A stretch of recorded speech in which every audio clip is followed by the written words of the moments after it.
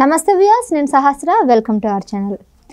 ఒకవైపు వైఎస్ షర్మిల గారు ఢిల్లీకి వెళ్ళి వాళ్ళ పార్టీని కాంగ్రెస్లో విలీనం చేసి అక్కడ అంతా కూడా హంగామా చేస్తుంటే, మరోవైపు వాళ్ళ అన్న జగన్ అన్న హైదరాబాద్ చేరుకొని కేసీఆర్ని కలవడం జరిగింది. అంతేకాకుండా లోటస్ పౌండ్కి వచ్చి వాళ్ళ అమ్మగారిని కూడా కలవడం జరిగింది. అంటే చెల్లి లేని సమయంలో అన్న వచ్చి వాళ్ళ అమ్మగారిని కలవడం జరిగిందా, లేదంటే ఇంక ఏదైనా ఆలోచనతో ఇక్కడికి వచ్చాడా అనే అంశం మీద ఇవాళ మనతో పాటు ఉన్నారు టీడీపీ ఎస్సీసీఎల్ ప్రధాన కార్యదర్శి, పొంగనూరు నియోజకవర్గం ముల్లంగి వెంకటరమణ గారు. నమస్తే సార్. నమస్తే అండి. సార్, అటేమో చెల్లె అక్కడ వాళ్ళ పార్టీని కాంగ్రెస్లోకి కలిపేసింది, ఇక్కడేమో జగనన్న కేసీఆర్ని కలవడానికి వచ్చారు. అలాగే వాళ్ళ అమ్మని కూడా కలిశారు.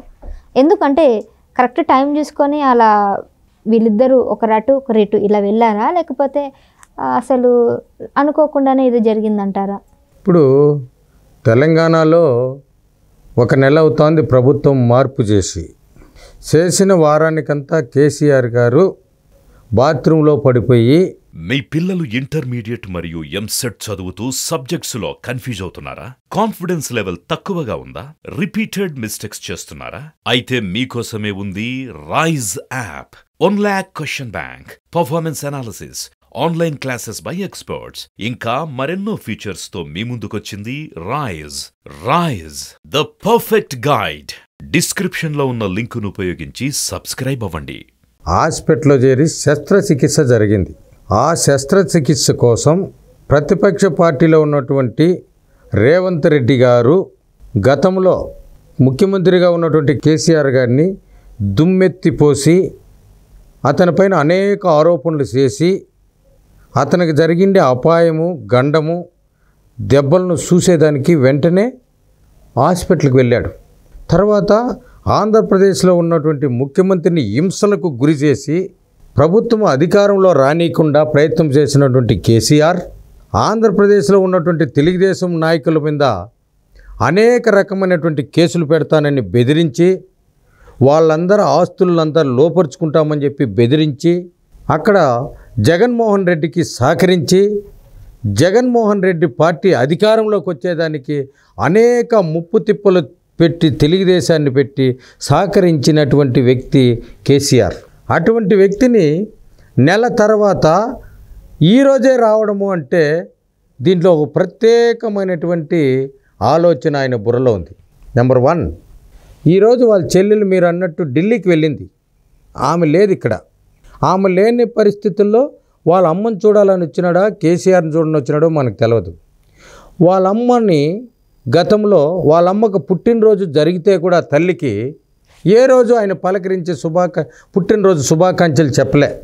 వాళ్ళ అమ్మకు గతంలో 2-3 సార్లు ఆంధ్రాకు వచ్చినప్పుడు కారు ప్రమాదాలు జరిగినాయి. టైర్ ఊడిపోవడము, లైట్లు పగిలిపోవడము, ఇవన్నీ కూడా జరిగాయి. ఆ రోజు కూడా వాళ్ళ అమ్మను పరామర్శించలేదు జగన్మోహన్ రెడ్డి, కన్న తల్లిని కూడా. అదే కేసీఆర్ నెల తర్వాత ఇప్పుడు ఇంట్లో పుష్పగుచ్చం వచ్చి ఇచ్చేసి పరామర్శించి వచ్చినాడంటే దీంట్లో ఉండే మతలపు ఏమి? నువ్వు వచ్చిండేదో ఒక పని, ఇప్పుడు కలిసేది అతనితో కలుస్తున్నావు. ఏం చేద్దాం మన బతుకు, నీ స్థాయిలోకి నేను కూడా రాబోతున్నాను 2 నెలల్లో, నువ్వు హాస్పిటల్లో పడుకొని వచ్చినావు ఇన్ని రోజులు, నా ప్రయాణం ఎక్కడి వరకు జరుగుతుంది అనే ఆలోచనతో కేసీఆర్తో సంభాషణ చేసి వచ్చాడు. సరే, తల్లి దగ్గరికి వచ్చాడు, అది మళ్ళీ మాట్లాడదాం. షర్మిలమ్మ ఢిల్లీకి వెళ్ళింది అన్నారు కాంగ్రెస్ పార్టీలోకి. అది ఆమె రావడమే కాంగ్రెస్ పార్టీలోనంటే వచ్చుండేది. జగన్మోహన్ రెడ్డి కూడా వాళ్ళ నాన్నగారు వైఎస్ రాజశేఖర రెడ్డి గారు ముఖ్యమంత్రిగా ఉంటే జగన్మోహన్ రెడ్డి గారు ఎంపీగా పార్లమెంటు సభ్యునిగా పోటీ చేసి గెలిచాడు. ఓకేనా? అంటే మీ ఇంట్లో పదవులు, మీకు మీ నాన్నకు ముఖ్యమంత్రి కావాలా, నీకు ఎంపీ పదవి కావాలా? మీ చెల్లికి నువ్వు ముఖ్యమంత్రి అయిన తర్వాత ఎంపీ పదవి ఇవ్వలేదని, ఆస్తులు పంపకం చేయలేదని విభేదించి మీతో మాట్లాడకుండా హైదరాబాద్ చేరిపోయింది. మీ నాన్న రాజకీయం చేసిన పార్టీ కాంగ్రెస్ పార్టీ. ఆ కాంగ్రెస్ పార్టీలో నుంచి వచ్చిండే మొలకే నువ్వు స్టార్ట్ చేసింది. మీదేమో పెద్ద స్వాతంత్ర సమర యోధుల కుటుంబం, ఈ దేశానికి స్వాతంత్రం సమర యోధులు చేసిన ఫ్యామిలీ నుంచి నువ్వు రాలా. సమర యోధుల్లో మీ ఫ్యామిలీ లేదు. మీ కుటుంబం లేదు, మీ తాతల ముత్తాతలు లేరు.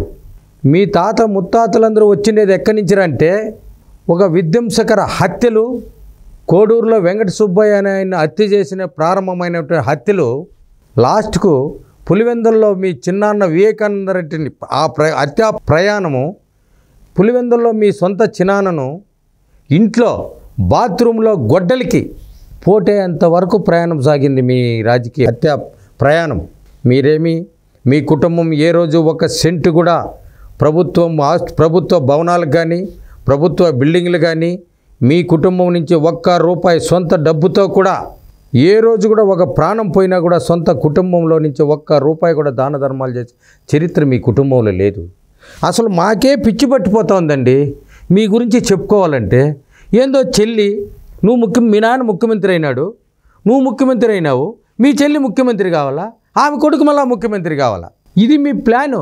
ఈ ఆంధ్రప్రదేశ్ని ఇప్పటికే సగం భూభాగాన్ని సముద్రానికి ఇతరుల రాష్ట్రాలు, ఇతర దేశాల్లో ఉన్నటువంటి ఇతర రాష్ట్రాల్లో ఉన్నటువంటి పెద్ద పెద్ద కార్పొరేట్లకు తాకట్టు పెట్టేశావు. అసలు మీ గురించి రాత్రుల్లో మేము ఈ వీడియోలు ఇంటి చేసిన తర్వాత మీ గురించి ఇంచేపు మాట్లాడుకోవాలనా అనే ఆలోచన వస్తుంది నాకు. అబ్దుల్ కలాం గారి గురించో ఈ దేశానికి స్వాతంత్రం తెచ్చిన నాయకుల గురించో అన్నా కొంచెం మాట్లాడుకుంటే మనశ్శాంతి ఉంటుంది. అసలు మీ గురించి మాట్లాడాలంటేనే మాకు అసహ్యం వేస్తుంది. ఎందుకంటే మీరు చేసే ఈ కార్యక్రమాల్లో ప్రజలకు ఏం చెప్తుండవో నువ్వు నాకు తెలియలేదు. మాట్లాడితే నువ్వేమో అబ్దుల్ కలాం మాదిరో, లాల్ బహదూర్ శాస్త్రి మాదిరో, భగత్ సింగ్ అనుకుంటాండవో, ఎవరు అనుకుంటే మనకు తెలీదు. మహాత్మా గాంధీయా? ఏమన్నా మీరు మహాత్మా గాంధీ కుటుంబంలో వచ్చారా? భగత్ సింగ్ ఫ్యామిలీ నుండి వచ్చారా? మీ నాన్నగారు మీ తాతలు ఏమన్నా అబ్దుల్ కలాం మాదిర దేశానికి రాష్ట్రపతిగా ఎన్నికయ్యి వాళ్ళ జీతంతోనే తన కుటుంబ సభ్యులు, తన అన్నదమ్ములు అబ్దుల్ కలాం గారి ఇంటికి వస్తే ఆయన జీతంలో డబ్బులు బస్సులకు పెట్టి వాళ్ళ యాత్రా విహారం చేపించాడు ఢిల్లీలో. నీ మాదిర నీ కేసులకు, నీ తమ్ముడి కేసులకు ప్రభుత్వ సొమ్మును ఖజానా నుంచి కోట్ల రూపాయలు ఖర్చు పెట్టలా. మీ గురించి చెప్పుకోవాలంటే విధ్వంసాల గురించి చెప్పుకోవాలా, హత్యల గురించి చెప్పుకోవాలా, అరాచకాల గురించి చెప్పుకోవాలా, భూ కబ్జాల గురించి చెప్పుకోవాలా. మాట్లాడితే ఆ దివంగత నేత, ఆ మహానేత ఏందండి దివంగత నేత? ఆయనతోనేనండి నువ్వు 16 నెలలు జైలుకి పోయిండేది. ఆయన కడుపును పుట్టినావు కాబట్టే ఈ బుద్ధ ఆయన తమ్ముని చంపేసి ఉండేది. ఆ కేసు బయట రాంది. దివంగత నేత ఆయన గురించి ఏం చెప్పేది? ఆయన కూతురే కదా. ఈరోజు ఏమంటున్నావు? మా కుటుంబాన్ని విచ్ఛిన్నం చేస్తూ ఉన్నారు అంటున్నావు. మేమేమన్నా గొడ్డిని లేకపోయి వివేకానంద రెడ్డి ఇంట్లో పెట్టామండి? నీ ఆస్తులు భాగం ఏమన్నా మా కుటుంబాల్లో ఏమన్నా మీరు మీ చెల్లిని ఏమన్నా మా కుటుంబాల్లో ఇచ్చారా? తెలుగుదేశం కుటుంబాల్లో ఆస్తుల గురించి మీ చెల్లెలు ఏమన్నా మా తెలుగుదేశం కుటుంబాల్లో ఏమన్నా తోడుకోడాలుగా వచ్చిందా? లేదే. అనిల్ అయినా తెలంగాణలో ఉన్నాడు. ఆయన బ్రాహ్మణ సమాజానికి బ్రాహ్మణ కులంలో పుట్టినాడు. ఎన్నో మతాలు ఉన్నాయి. పెళ్లి చేసుకున్నారని తప్పు పట్టడం లేదు. మా ఇంట్లో కూడా ముల్లంగి వెంకటరమణను నేను నా ఇంట్లో 3 మతాలు ఉన్నాయి. 3 మతాలు అంటే హిందూ మతం వచ్చి ఒక్కొక్క మతం. నేను మా పుట్టుకతోనే హిందూ మతంలో ఉన్నాం. ఇప్పటికీ హిందూ మతంలో ఉన్నాం. నెంబర్ 1. నెంబర్ 2, క్రైస్తవ మతంలోకి నా తమ్ముడు క్రైస్తవ మతంలో ఉండే ఒక అమ్మాయిని పెళ్లి చేసుకొని వచ్చినాడు. సాక్షాత్తు నా 2వ కొడుకు ముస్లిం మతం నుంచి ఒక అమ్మాయిని పెళ్లి చేసుకొని వచ్చాడు. నిజమా సార్? వాస్తవం అండి. మీ ఫ్యామిలీ మెంబర్స్ ఒప్పుకున్నారా వేరే మతం వాళ్ళని పెళ్లి చేసుకుని? అందరికీ తెలిసిన విషయమే అండి.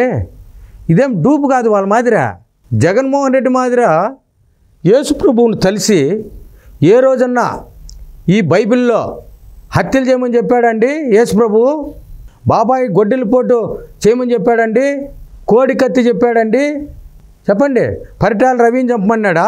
పరిటాల రవిని చంపినటువంటి వెనకున్నటువంటి సాక్షులను, లాయర్లను వాళ్ళందరినీ కన్నా మభ్యపెట్టి బూడిద చేసేయమన్నారండి యేసు ప్రభు? ఏమన్నా బైబిల్లో ఏ పేజీలో ఉంది, ఏ లైన్లో ఉంది, ఏ అధ్యాయంలో ఉందండి? అది కొంచెం కావాలండి మాకు ఆ బైబిల్లో. మీరు బైబిల్ ఎత్తుకొనేమో నీ తల్లి ఇడుపుల పైకి పోతుంది, నీ చిన్నానేమో బైబిల్ ఎత్తుకొని తిరుమలకి పోతాడు. తిరుమల ఏమో హిందూ సాంప్రదాయ ప్రకారం ధార్మిక సంస్థ. మేమేమీ తప్పు పెట్టడం లేదు. ఈ అన్ని మతాలు ఒకటే.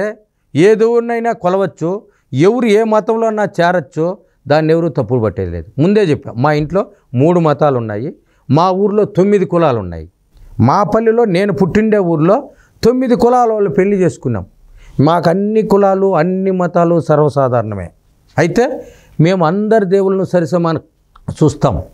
మేము ఎవరిని హత్యలు చేయలేదు, మానభంగాలు చేయలేదు, క్రూరంగా తప్పుడు కేసులు పెట్టలేదు. తర్వాత నిన్నే అన్నాడు జగన్మోహన్ రెడ్డి, అయిపోయింది చెప్తున్నా, చంద్రబాబు ఏ రోజైనా బటన్ నొక్కినాడా అని. ఆయన ఎందుకండి బటన్ నొక్కేది? ఆయనకేమన్నా సాక్షి పత్రికలు అంటే ఒక పత్రిక ఉందా?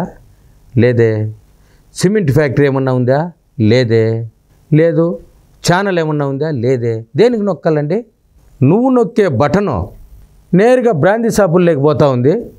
ఆడుండే బ్రాందీ షాపులో బోండాలకు బఠానీలకు ఖర్చు అవుతుంది నువ్వు నొక్కే బటను. చంద్రబాబు గారు నొక్కారు బటను, కియా ఫ్యాక్టరీకి నొక్కాడు, పోలవరంకి నొక్కాడు, వీటికన్నిటికీ నొక్కాడండి. అభివృద్ధికి నొక్కాడు బటన్. నీ మాది బ్రాందీ షాపులకు నొక్కలేదు, నువ్వు పెట్టుకోండి సిమెంట్ ఫ్యాక్టరీకి నొక్కలేదండి. ఇంకో విషయం, లాస్ట్ ఫైనల్ చెప్తున్నా, నిన్న కొలకపూడి శ్రీనివాసరావు గారిని ఆయన పైన ఒక కేసు పెట్టాడు. ఇక్కడుండే కాంతం గారు, పరమకాంతం, ఆయన బ్రహ్మాండమైన కాంతం, కాంతి రేగులతో వెలిగిపోతున్నాడు. ఆయన ఏదో తలకాయ ఎత్తుకోరమ్మన్నాడంట. అయ్యా, ఈ ఆంధ్రప్రదేశ్లో అతని మీద సిఐడి వాళ్ళని పంపించి అరెస్ట్ చేయమన్నావు, ఓకేనా?